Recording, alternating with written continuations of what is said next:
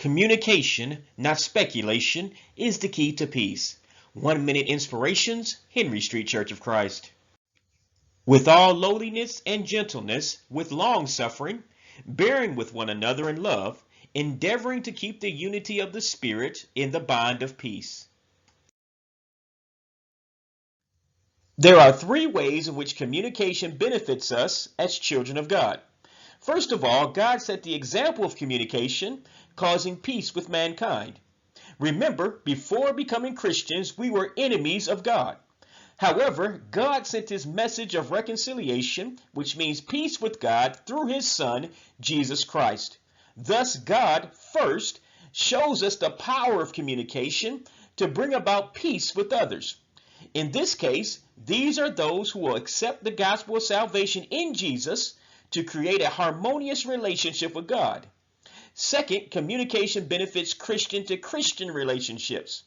Remember, God tells us to communicate one-on-one in an effort to create peace when a rift has come between Christians. Keep in mind to not speculate. Satan manipulates our minds with wild tales that may never be true. He will plant seeds of lies, bitterness, and hatred to turn us against each other when none of the thoughts in our minds enter the heart of the other person. Speculation is manipulation from Satan. You cannot read the minds of others. Thus, you must talk to your brother or sister in Christ when you are at odds to find out the truth and reconcile one with another accordingly.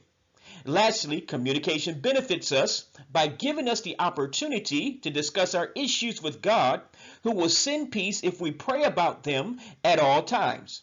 So as you can see, communication is powerful. It is the way of God.